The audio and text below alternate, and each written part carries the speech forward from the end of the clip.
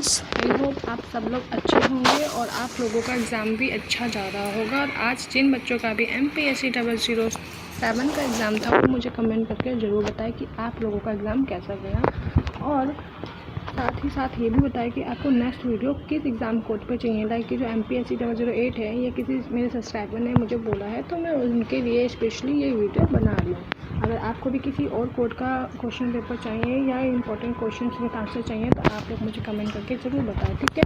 तो आज जो है MA political science second year के स्टूडेंट्स के बच्चों के लिए, मतलब जिनके पास MPSC 008 state politics in India, Bharat में राज्य राजनीति सब्जेक्ट है, उनके लिए लेके आई हूँ मैं इंपॉर्टेंट क्वेश्चंस विद आंसर्स, वो भी हिंदी एंड इंग्लिश, मतलब बायलैंग्वेज लैंग्वेज में।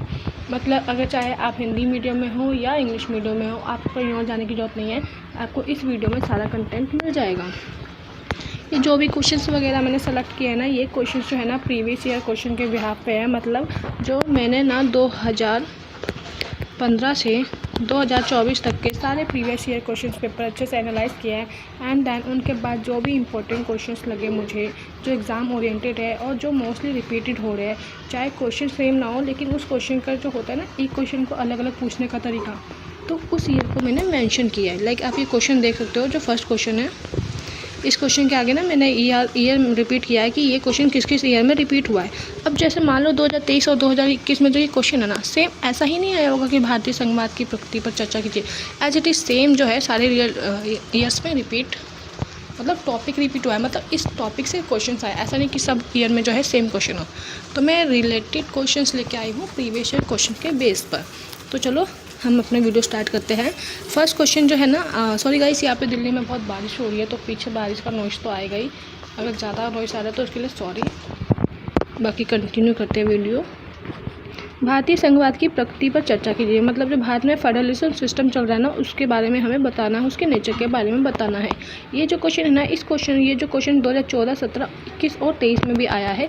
और थोड़ा सा जो है इनके क्वेश्चन पूछने का तरीका चेंज हो जाता है, मतलब टॉपिक वरना सेम होता है। ओके, तो क्वेश्चन में जो है हमसे ना संघवाद की प्रकृति के बारे में पूछा है। तो एज अ मास्टर स्टूडेंट आपको देना होता है अपने आंसर में सबसे पहले इंट्रोडक्शन।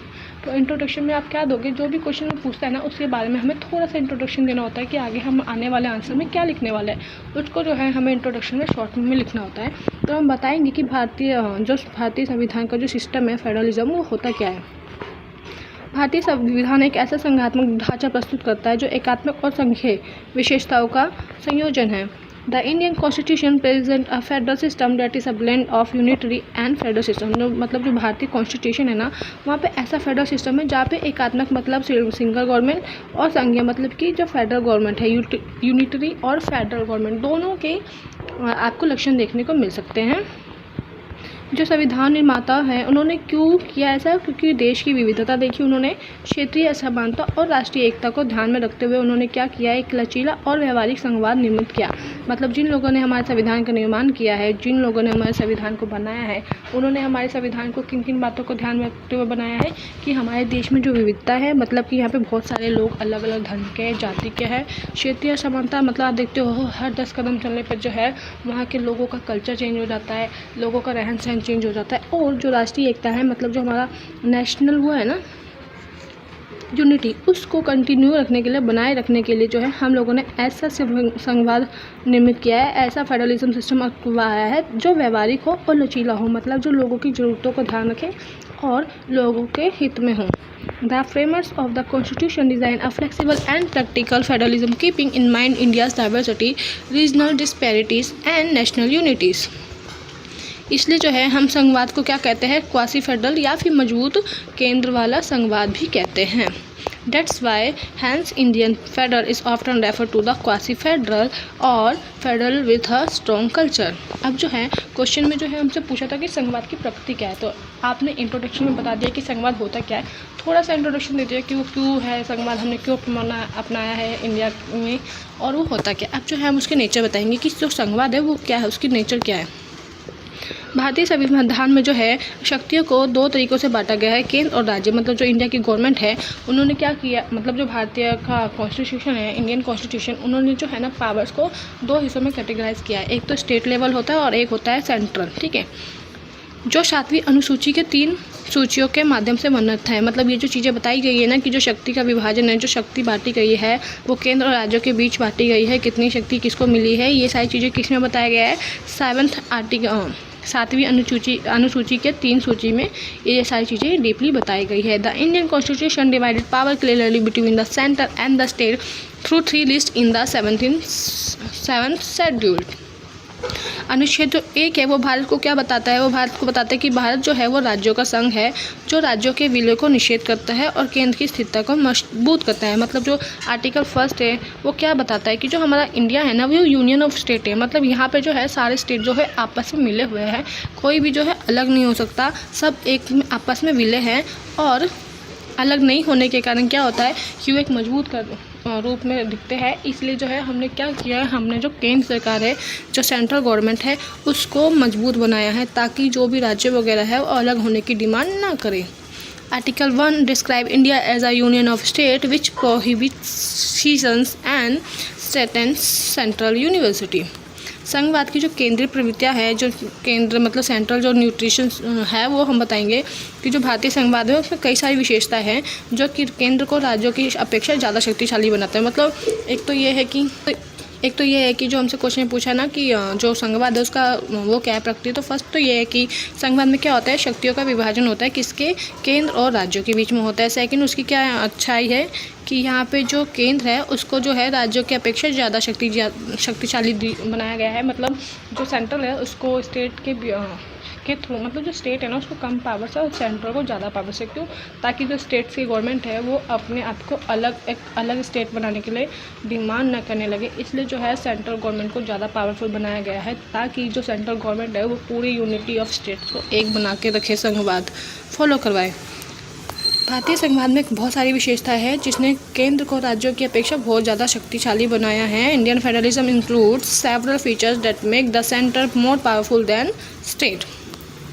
जब आपातकालीन लगता है ना इमरजेंसी, तो उस वक्त क्या होता है, जो 352 और 356 आर्टिकल के थ्रू जब भी इमरजेंसी लगता है उसमें जो सेंट्रल गवर्नमेंट है उसको ही सिर्फ वो होता है, अधिकार होता है, वो कुछ भी निर्णय ले सकता है, कुछ भी कर सकता है। लेकिन जो अदर स्टेट जो गवर्नमेंट है उनके पास ये राइट नहीं होता। आपातकालीन प्रावधान जब अनुच्छेद 352 और 56 फॉलो हो तो उसमें क्या होता है कि जो केंद्र सरकार है वो स्वायत्ता पर नियंत्रण स्थापित कर सकती है through emergency provision. Article 352 and 356 the centres can control and even suspend state autonomy. जो राज्यपाल है ना, राज्यपाल की नियुक्ति भी कौन करता है, गवर्नर की नियुक्ति कौन करता है, सेंट्रल गवर्नमेंट करती है, और वे केंद्र की मंशा के अनुसार से कार्य करते हैं। मतलब जो गवर्नर है उनको चुनते कौन है, सेंट्रल गवर्नमेंट, और काम भी वो सेंट्रल गवर्नमेंट के अकॉर्डिंग ही करता है। मतलब सेंट्रल गवर्नमेंट के जो इंटरेस्ट में है वो काम करता है कौन, राज्यपाल।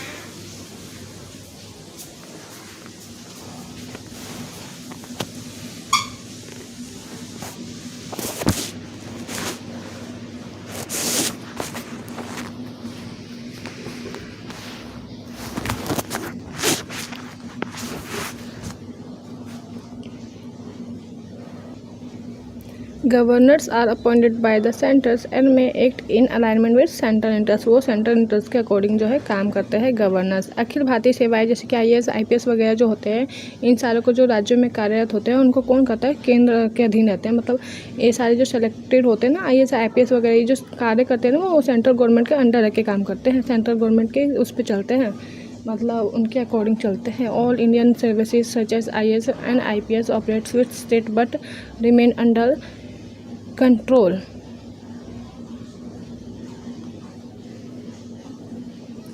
अब जो है सहकारी संघवाद की प्रवृत्ति है, मतलब वो क्या करते हैं कि सहकारी तरीके से चलते हैं। सहकारी क्या होता है कि मतलब आपस में मिलजुल कर काम करना। मतलब ये जो सहकारी फेडरलिज्म है ना, इसमें ये है कि बहुत दशकों से, बहुत कुछ सालों से हम देख सकते हैं कि सहकारी संघवाद का उदय हुआ है। मतलब इसमें क्या होता है, जो सेंट्रल और जो स्टेट गवर्नमेंट है ना, वो मिलकर नीति बनाते हैं और ऐसा ध्यान रखते हैं कि इससे क्या होता है, लोगों का राइट का हनन ना हो। वो लोग आपस में मिलकर कार्य करते हैं म्यूचुअल अंडरस्टैंडिंग से। In recent decades, a trend of cooperative federalism has emerged where the center and state participates jointly in policy making.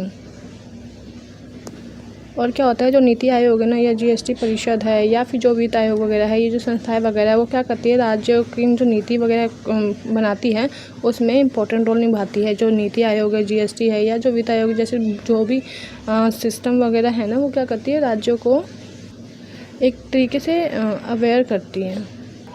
Institutions like Niti Aayog, GST Council and the Finance Commission have provided state with active role in governance. जो राजनीतिक गठबंधन होते हैं, राजनीतिक गठबंधन के युगों में भी क्या है, राज्यों को बहुत ज़्यादा स्वायत्ता मिली है, जिससे जो है वो कोई भी नीति निर्माण कर सकते हैं। The era of political coalitions and further increased the autonomy and influence of the states। तो ये सारी जो थी वो क्या थी, प्रकृति नेचर वगैरह थे संघवाद के। भारतीय संघवाद जो है वो एक गतिशील, बहुआयामी और व्यवहारिक प्रणाली है जो देश की एकता और विविधता दोनों को संतुलित बना के रखती है। मतलब जो फेडरलिज्म सिस्टम है वो एक ऐसा सिस्टम है जो कि बहुआयामी है। मतलब बहुत सारी चीज़ों पर ध्यान देता है कि सेंट्रल की क्या डिमांड है, गवर्नमेंट और स्टेट की क्या डिमांड है, सबके ध्यानों को ध्यान रखता है और एक ऐसा तरीका अपनाता है जिससे सबका भला हो और देश में जो भी एकता और मतलब इतने सारे धर्म जाति के लोग हैं, उन लोगों के बीच में एकता को बनाए रखने और संतुलन बनाए रखने का कार्य करती है। Indian federalism system is a dynamic and multi-dimensions and practical system that balance unity with diversity। और हालांकि हम देखते हैं कि जो केंद्र है, मतलब जो सेंट्रल सिस्टम है, उसको ज़्यादा पावर दिखाई मिलती है स्टेट के तुलना में, लेकिन फिर भी जो है आज के समय में हम देख सकते हैं कि जो राज्य वगैरह, जो स्टेट है, उसकी भूमिका, उसकी जो इनरोलमेंट है और जो अधिकार है वो भी टाइम टू टाइम डिमांड्स बढ़ रही है, उनको भी ज़्यादा राइट्स मिल रही है सेंट्रल गवर्नमेंट के according. Although central dominance is evident, over time the role and rights of the states have expanded। अतः जो हम कह सकते हैं कि जो भारतीय संघवाद है वो एक ऐसा लचीला ढांचा कहा जा सकता है जो कि परिस्थितियों के अनुसार केंद्र और राज्यों के संबंधों को रूपांतरित करती है। मतलब जो इंडियन फेडरल सिस्टम है वो ऐसी प्रकृति का है कि जो अपनी अकॉर्डिंग और नीड्स के अकॉर्डिंग क्या करते हैं, अपने रिलेशंस को चेंज कर सकते हैं। अगर जब लगता है कि राज्य और केंद्र को मिलकर नीति बनानी है किसी कार्य पे, तो वो क्या करते हैं, अपनी नीति बनाते हैं मिलजुल कर। Therefore, Indian federalism may be seen as a flexible framework that continuously involves the relationship between the center and the state। तो नेक्स्ट क्वेश्चन जो है, सेकंड क्वेश्चन, ये क्वेश्चन है, भारत में क्षेत्रीय दल जो है उसकी भूमिका बतानी है। Evaluate the role of regional parties in Indian politics. मतलब जो भारत की राजनीति है उसमें क्षेत्रीय दलों की क्या भूमिका है ये बताना है हमें। ये जो क्वेश्चन है 2013, 15, 18 और 22 में भी रिपीटेड है एंड इससे रिपीटेड क्वेश्चंस आए हुए हैं। तो हम जो है इंट्रोडक्शन में बताएंगे कि जो भारतीय राजनीति है उसमें क्षेत्रीय दलों का उदय कैसे हुआ, मतलब क्षेत्रीय दल है क्या, कहाँ से आए, कैसे ये सारी चीज़ें निकली। तो जो क्षेत्रीय दल है वो स्वतंत्रता के बाद राज्यों की क्षेत्रीय आकांक्षाओं, सांस्कृतिक विविधता और पहचान से जुड़ा है।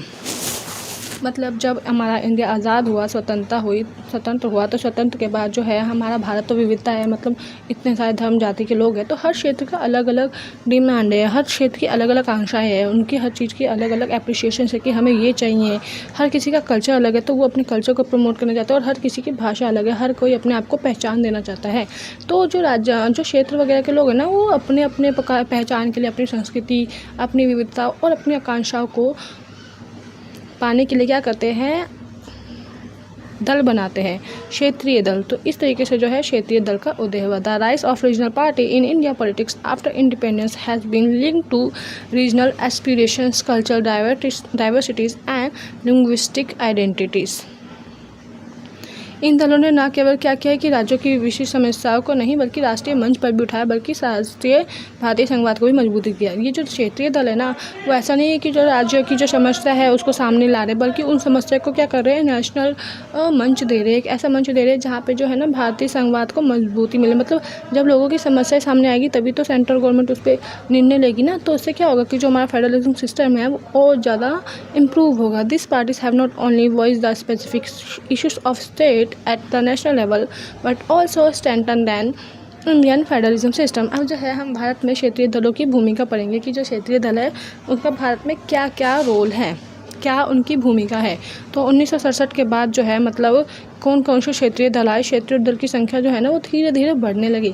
1967 से पहले जो है ज़्यादातर आप देखोगे कि एक कांग्रेस पार्टी थी जिसका ज़्यादा डोमिनेंस था, लेकिन 1967 के बाद 1967 के बाद में है जो क्षेत्रीय दल मतलब रीजनल पार्टीज जो है इंक्रीज़ होने लगी, जैसे कि DMK हो गया, शिवसेना हो गया, अकाली हो गया।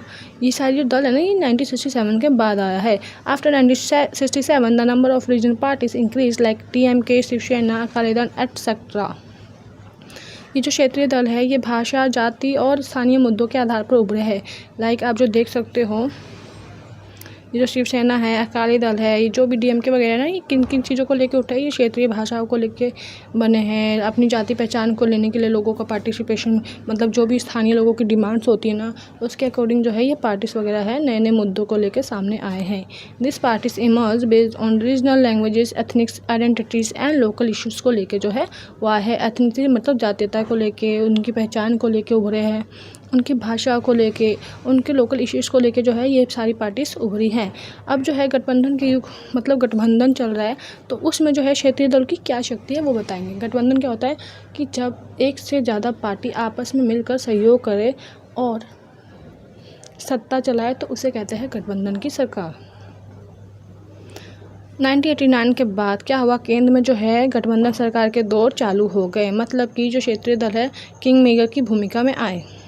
1967 के बाद जो है ना सेंट्रल में भी जो है ना गठबंधन गवर्नमेंट बनने लगी और जो क्षेत्रीय दल थे किंग मेकर वो भूमिका में आए। Post 1890 during the era of coalition government at the centre regional parties played the role of king makers.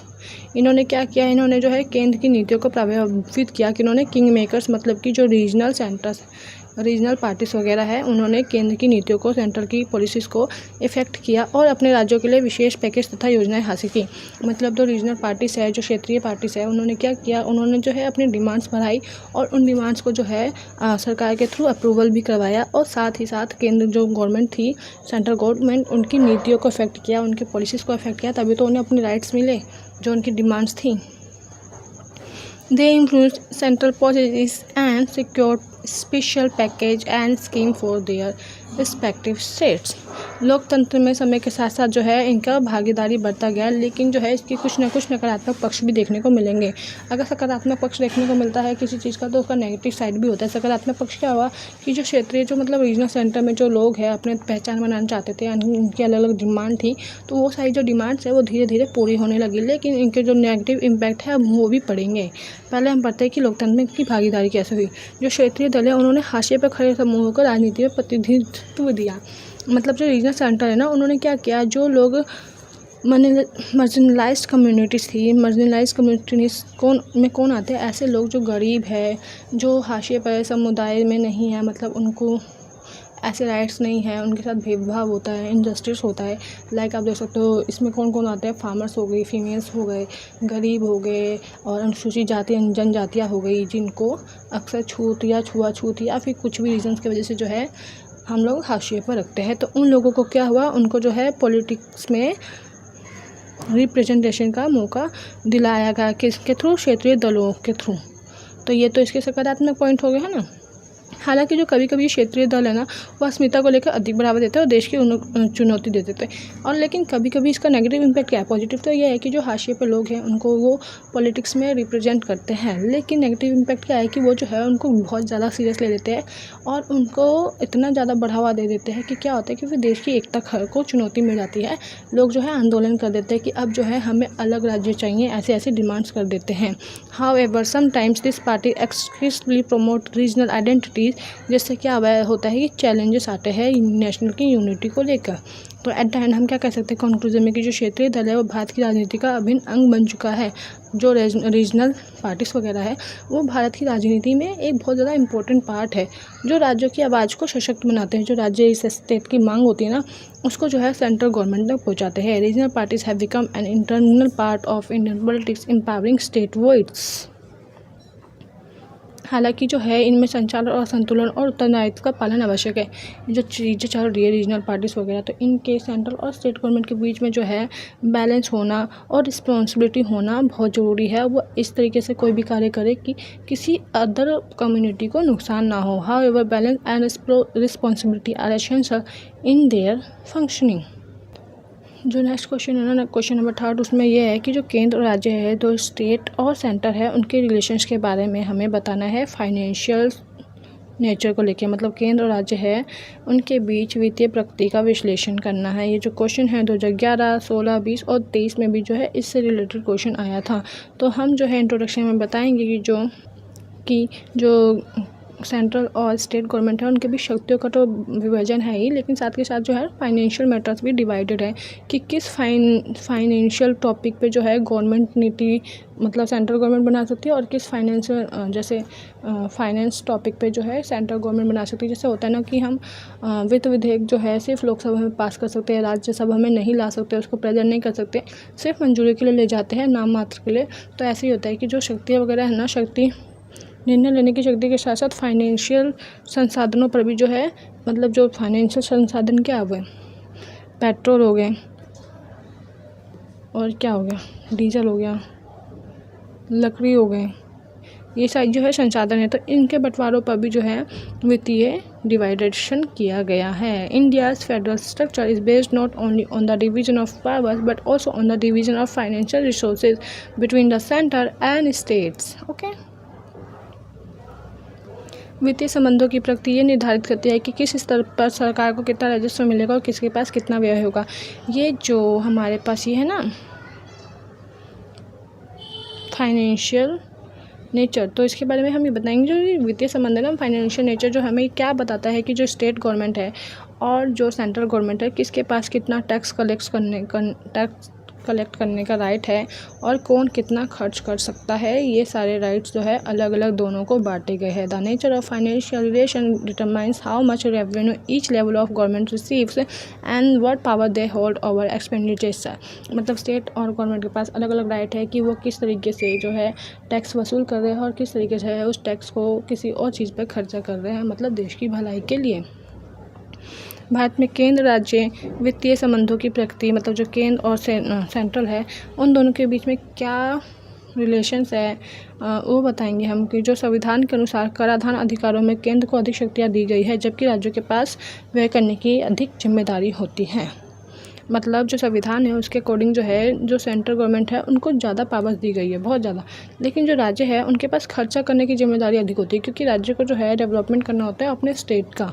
As per the Constitution, taxation power are largely vested in the center, while states bear more expenditure responsibility.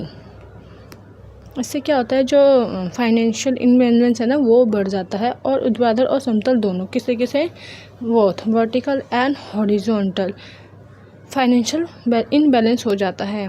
और फिर जो वित्त आयोग है और जो वित्तीय सहायता है उनके बारे में बताएंगे। जो वित्त आयोग है वो हर 5 साल में केंद्र और राज्य के बीच करों के वितरण की सिफारिश करता है। वित्त आयोग एक आयोग है जो कि सेंट्रल और स्टेट के बीच जो है टैक्स वगैरह का सिफारिश करता है। वो मतलब ये डिफाइन करते हैं कि सेंट्रल और स्टेट को क्या टैक्स कितना मिलना है, कितना पे करना है। Okay, the finance commission recommends the distribution of taxes between the centre and states every 5 years.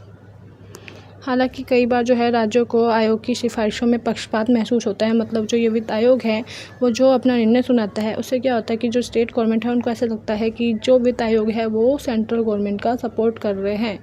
पक्षपात मतलब यहाँ पे जो है धोखाधड़ी या कह सकते हो कि किसी एक पार्टी का सपोर्ट करना होता है। However state sometimes preserves based on the commissions recommendations. GST पर और जो केंद्र है उस पर कौन निर्भर होता है, राज्य। जीएसटी ने केंद्र और राज्यों के बीच कई करों को समाहित कर एकल प्रणाली बना दी गई है। लाइक मतलब कि जो जीएसटी वगैरह का जो टैक्स मिलता है वो राज्य और केंद्र दोनों के अलग अलग राइट्स हैं।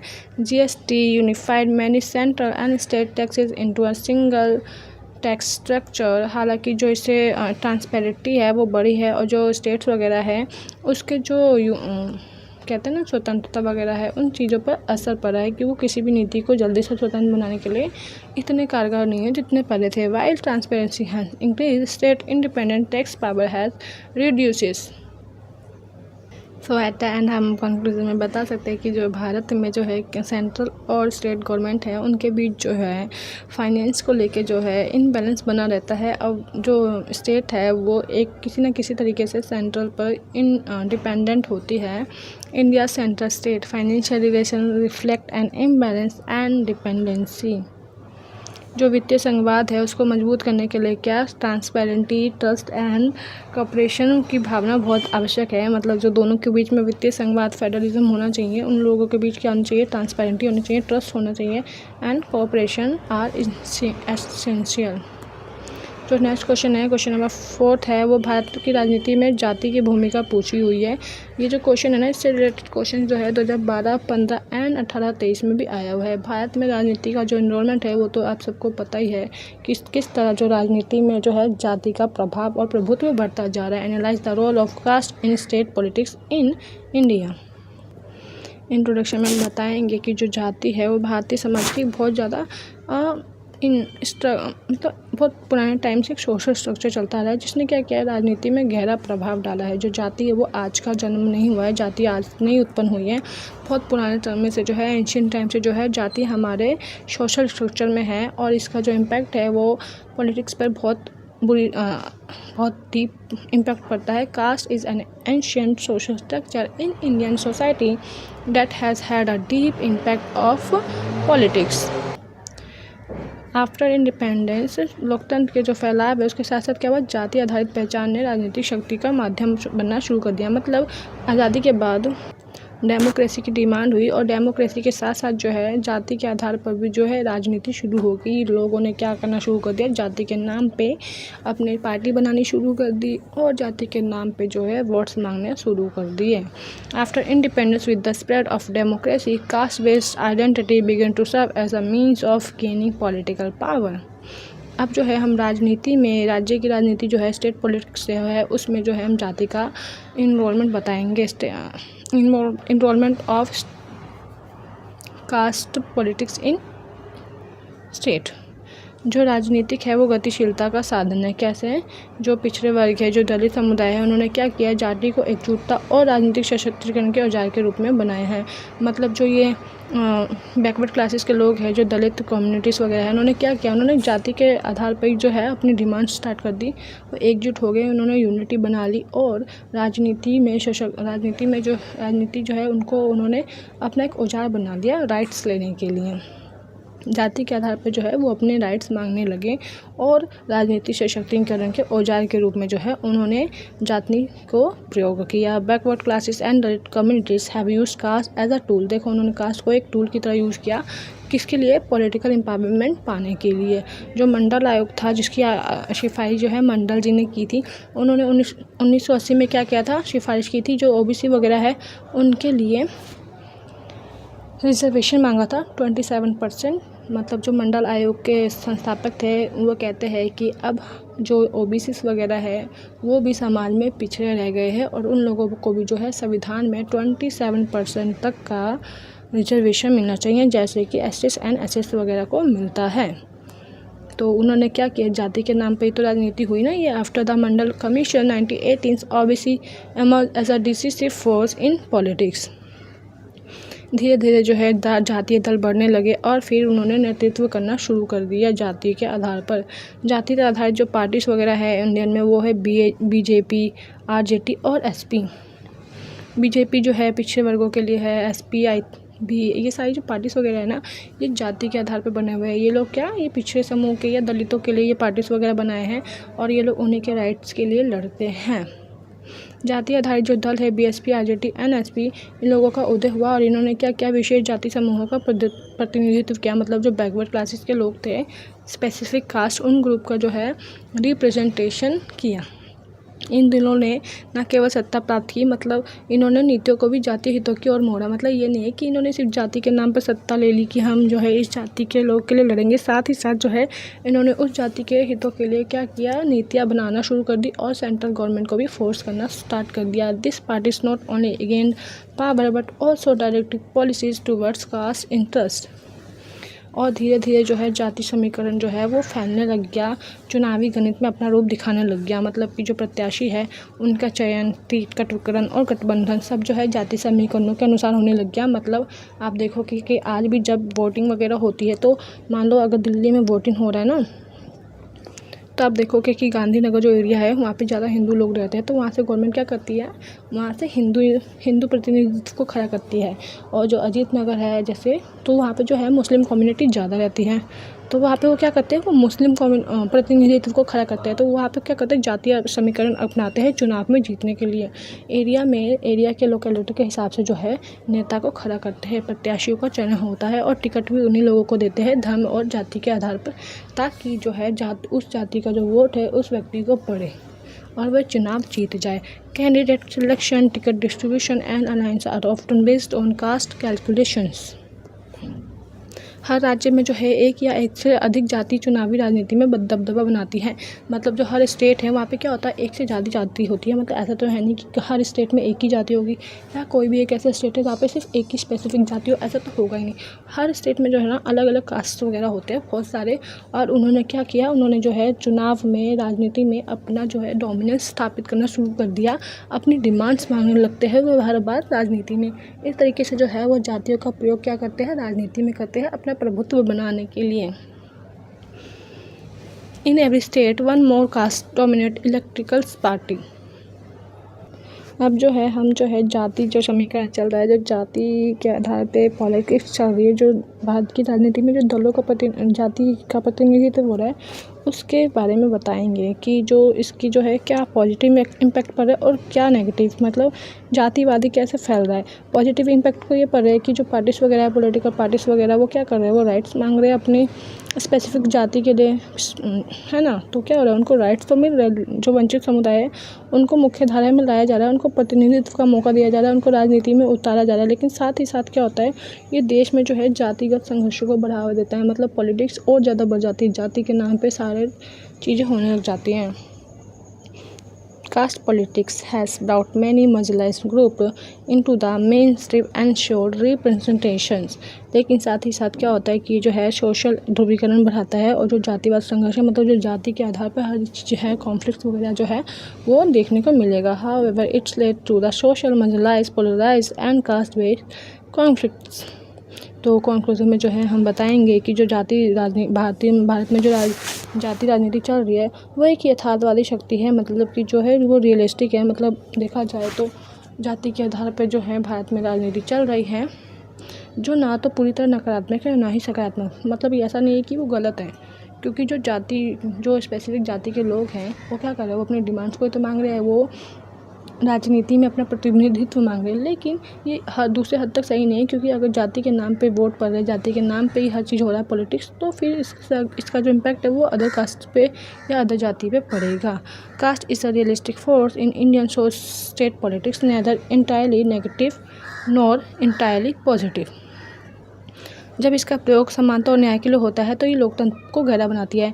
मतलब जब हम जाति के आधार पर वोट मांगते हैं तो हम क्या चाहते हैं कि जो स्पेसिफिक वो जाति है, जो भी दलित समूह है, जो भी अल्पसंख्यक है, जिसको लेके हम राजनीति करें कि इस समूह के लिए हम नेता बने हैं, तो उनके लिए न्याय और स्थापना तो हो जाती है, उनको जस्टिस मिलता है, उनको समानता मिलता है। लेकिन इससे क्या होता है कि जो सत्ता होती है ना, जिस सत्ता में गवर्नमेंट आती है, वो सिर्फ फिर उसी कम्युनिटी के हिसाब से चलती है। और फिर क्या होता है, इससे जो है गवर्नमेंट विभाजित हो जाती है, बाकी जो कम्युनिटीज़ है उनका ध्यान नहीं दिया जाता। When used for equality and justice it depends democracy, when used purely for power and becomes decisive. Next question जो है वो भारत की राज्य राजनीति में क्या पूछा है, धर्म की भूमिका पूछा है कि रिलीजियस का क्या रोल है। ये क्वेश्चन जो है 2013, 2017, 2019 और 2022 में आया हुआ है। Analyse the role of religion in state politics in India. तो भारत में जो है धर्म राजनीति बहुत बुरी तरह से चल रहा है। अब हम सब जानते हैं भारतीय धर्म समाज में एक केंद्रीकृत तत्व रहा है, उसके प्रभाव भी राजनीति को अछूती नहीं रही है। मतलब कि हम जो है धर्म के आधार की राजनीति से अछूत नहीं रहे, हम पीछे नहीं रहे, हम धर्म की राजनीति भी करते आ रहे हैं। इंडिया में जो चल रहा है Religious has been a central element of Indian society and politics has not remained untouched by its influence। जो भारत का संविधान है वो वैसे तो ये बताता है कि हम धर्मनिरपेक्ष है, लेकिन दूसरी तरफ क्या होता है कि धर्म की ही राजनीति चलती है।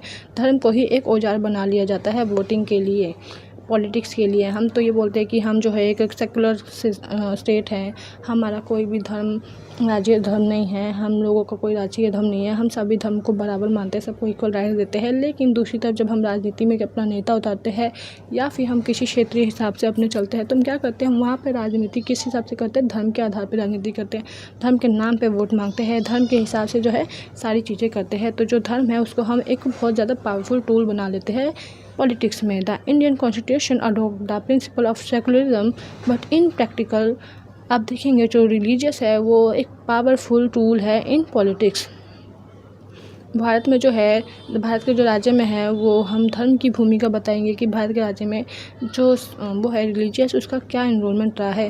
पहचान आधारित ध्रुवीकरण होने लग गया है, मतलब अब धर्म के आधार पर पहचान करने जाने लगी है और टाइम और जो पार्टिसिपेशन है वो भी पहचान मतलब धर्म के आधार पर होने लग गया है। हिंदू मुस्लिम चलने लग गया है और साथ ही साथ राजनीति में जब भी देखोगे आप सांप्रदाय आपको दिखेगा।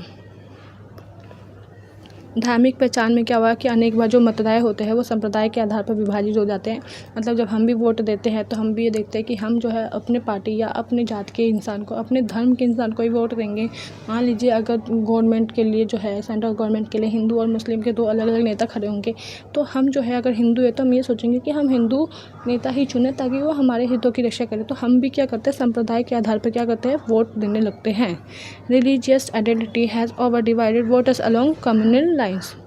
दूसरी चीज़ ये है कि जो हिंदू और मुस्लिम बनाम चल रहा है उनमें क्या होता है कि जो राज्य में बहुत सारी चुनावी राजनीति है वो प्रभावित करती है। हम हिंदू और अगर हिंदू मुसलमान के नाम पे जो राजनीति करते हैं, वोट धर्म के नाम पर जो राजनीति करते हैं ना, तो उससे जो भी वो बन रहे हैं ना स्टेट में जो भी रणनीति वगैरह है तो उससे जो है वो सारी चीज़ें इफ़ेक्ट करते हैं। Hindu versus Muslim politics has influence electoral strategies in many state. मतलब हम जो भी ये कार्य करने जाते हैं ना अगर राजनीति में, तो हम जो है क्या करते हैं, धर्म को देखकर ही कार्य करते हैं कि हम जो है इस धर्म के लिए कार्य करेंगे स्पेसिफिक। और साथ ही साथ क्या होता है कि धर्म के आधार पर भी जो है धार्मिक दल बनने लग जाते हैं, संगठन बनने लग जाते हैं और धीरे धीरे संगठनों का उदय होने लग जाता है। किसके आधार पर, धर्म के आधार पर। हिंदू मुस्लिम सिख ईसाई सब जो है अपने अपने धर्म के आधार पर पार्टीज बनाना स्टार्ट कर देते हैं। कुछ राजनीतिक दल देख सकते हैं आप, जैसे एम्स है, AIM, ये क्या है, ये मुस्लिमों के लिए बनाया गया एक संगठन है, ठीक है। जैसे जो शिवसेना है ये क्या करते हैं, ये अदर जो शिवसेना पार्टी है वो क्या करती है, वो हिंदुओं के लिए है। मतलब जो एम है वो क्या है, वो मुस्लिमों के लिए स्पेसिफिक पार्टी बनाई गई है कि जो मुस्लिम आइडेंटिटीज़ है ना उनके लिए। ऐसी जो शिवसेना है ये क्या है, ये हिंदुओं के लिए पार्टीज है कि ये सिर्फ हिंदू के हितों के लिए काम करेंगे। ऐसी जो पहले जो मुस्लिम जो हुआ करता था वो भी जो है मुस्लिम के लिए ही कार्य करता था। तो ये सारे आप देख सकते हो कि ये सारी जो चीज़ें हैं ये धर्म पे ही टिके हुए। ये सारी जो पार्टीज है ये धर्म के आधार पर ही राजनीति करते हैं, धर्म के आधार पर ही ये पार्टीज जनरेट हुई है। Some political parties like M, Shiv Sena and earlier Muslim League have relied on religious identity।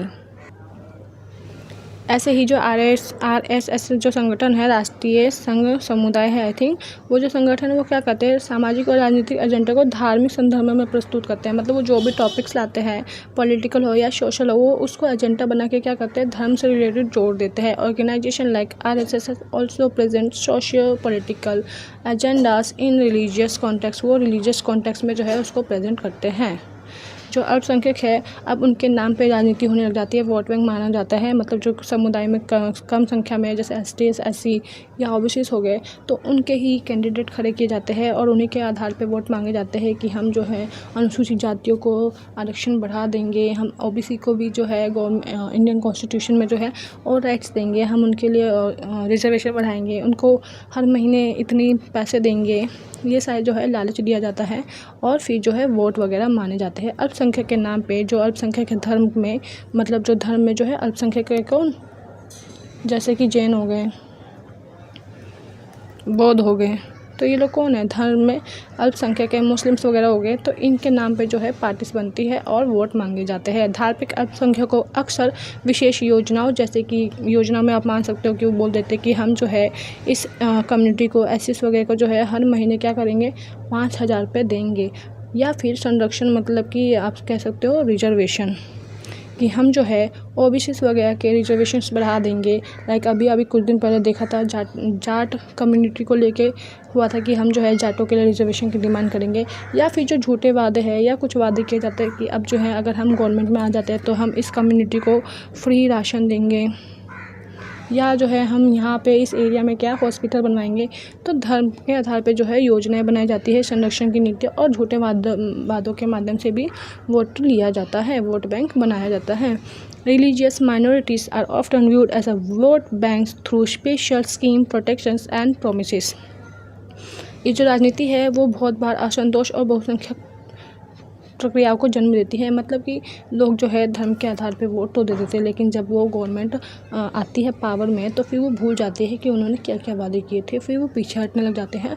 और साथ ही साथ अगर धर्म के आधार पे ऐसा होता है कि ये जो हॉस्पिटल है वो एसिस के लिए खोले जाएंगे या सिर्फ एसिस वगैरह को जो है 5,000 महीने का दिया जाएगा, तो इससे जो बहुसंख्यक है समाज में उनमें क्या होता है आक्रोश फैल जाता है और फिर जो है वो लोग कुछ उल्टा पुल्टा करना स्टार्ट कर देते हैं। This types of politics often leads to disconnected and majoritarian backlash। अब जो है ये जो धर्म के आधार पर राजनीति चल रही है, क्या ये धर्मनिरपेक्षता को चुनौती दे रही है? क्योंकि हम जो है हम इंडियन हम ये बोलते हैं कि हम जो है धर्मनिरपेक्ष राज्य है। धर्मनिरपेक्ष का मतलब साफ ही होता है कि हम जो है किसी एक धर्म को प्रमोट नहीं कर रहे हैं। We are secularism. हमारा जो है राज्य का कोई एक धर्म नहीं है, हमारे राज्य में बहुत सारे धर्म है और हम सभी धर्मों को एक समान मानते हैं, सबको राइट्स है इक्वल। तो जो है अब अगर हम धर्म के आधार पर ही वोट कर रहे हैं ST SC या OBC या फिर जाट या फिर ब्राह्मण के नाम पे जो वोटिंग चल रही है, तो ये क्या है? ये तो एक तरीके से सेकुलरिज्म को चुनौती दे रहा है ना, कि भाई हम सेकुलरिज्म कैसे हुए जब हम धर्म के आधार पे ही वोट मांग रहे हैं, धर्म के आधार पे ही पार्टी बना रहे हैं, धर्म के आधार पे ही वोटिंग कर रहे हैं। संविधान में जो है पंथ निरपेक्षता का सिद्धांत स्पष्ट है, परंतु व्यवहार में इसका उल्लंघन होता है। मतलब पंथ निरपेक्ष ये होता है कि हम किसी एक धर्म को नहीं अपना रहे, मतलब एक धर्म को विशेषता नहीं दे रहे, सब इक्वल है। लेकिन हम जो देखते हैं कि हम जो एक्चुअल लाइफ में है इन सारी चीज़ों का उल्लंघन करते हैं, क्योंकि हम वोट्स वगैरह कुछ भी चीज़ हो हम धर्म को ऐड जरूर कर लेते हैं। The constitution clearly states the principle of secularism but in a practice it is frequently violated.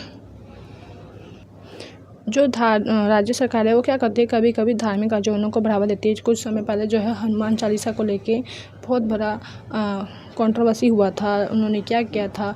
ऐसे ही जो है हम कभी कभी क्या करते हैं बहुत जैसे जो गवर्नमेंट वगैरह है, कभी मान लो कि वो बड़ी संख्या में क्या करती है किसी एक धर्म को लेके कोई धार्मिक आयोजन बना रही है, तो इससे अदर धर्म जो है ना उनको थोड़ा सा अलग फील होता है कि भाई हम अलग क्यों हैं, हम डिफरेंट क्यों हैं, हमारे साथ ऐसा क्यों हो रहा है। एक्सप्लॉयटेशन वाली फीलिंग आती है उनको कि उनके साथ जो है एक्सप्लॉयटेशंस किया जा रहा है। और इस तरीके से क्या होता है, ये जो है धार्मिक तटस्थता के सिद्धांत को कमज़ोर करता है। मतलब धार्मिक तटस्थता मतलब हम किसी एक धर्म के साथ रहकर नहीं चलेंगे, इस वाले उसको सिद्धांत को वीक बनाता है। क्योंकि वो क्या सोचते हैं कि अगर ये इस धर्म का आयोजन कर रहे हैं तो वो उसी को समर्थन दे रहे हैं। कौन? गवर्नमेंट। धर्म जो है वो भारत की राजनीति में एक जटिल और दोहरी तलवार की तरह है। मतलब कि बहुत ज़्यादा मतलब कॉम्प्लेक्स सिचुएशन आ गई है। धर्म के बिना जो है आजकल आप देखोगे कि इंडिया में राजनीति होती ही नहीं है। धर्म के आधार पर वोट मांगे जाते हैं, धर्म के आधार पर नीति बनाई जाती है, धर्म के आधार पर भाषण होते हैं। Religious is a complex and double edge sword in Indian state politics. जो है इनका बैलेंस और न्याय संगत प्रयोग जो है वो सामाजिक सुधार बनाए रखता है, परंतु अतिवाद लोकतंत्र के लिए घातक हो सकता है। लेकिन कोई भी चीज़ जो है ना वो लिमिट में चलता है। अगर धर्म के नाम पर राजनीति हो रही है, किसी एक धर्म के लिए जो है आप कुछ विशेष कार्य कर रहे हो, तो वो सारी चीज़ें जो है लिमिट्स में रहकर ही अच्छा लगता है। अगर वो लिमिट से ज़्यादा होती है तो क्या होता है, ये जो है डेमोक्रेसी के लिए खतरा बन जाता है। डेमोक्रेसी को जो है ये चैलेंज करता है कि ऐसा क्यों हो रहा है, क्योंकि हम तो लोकतांत्रिक देश में रहते हैं जहाँ पे हर किसी को बोलने का राइट है। It balance and fair use maintain social harmony but extremes can prove fatal for economic. तो ये था इसके 5 क्वेश्चन। वीडियो बहुत लंबी हो गई है, जो आगे के नेक्स्ट क्वेश्चन है वो मैं अदर वीडियो में अपलोड कर दूँगी। बाकी आप लोगों को ये वीडियो कैसी लगी मुझे कमेंट करके ज़रूर बताइएगा। थैंक यू सो मच आप लोगों ने ये वीडियो यहाँ तक देखी। और अगर आपको इसका PDF चाहिए तो आप मेरा चैनल ज्वाइन कर लीजिएगा, आपको वहाँ पे फ्री PDF मिल जाएगा। और अदर किसी कोड का पेपर वीडियो बनाना है तो मुझे बता दीजिए। और आज का एग्ज़ाम आपका कैसा गया वो कमेंट करके ज़रूर बताएं। Thank you so much.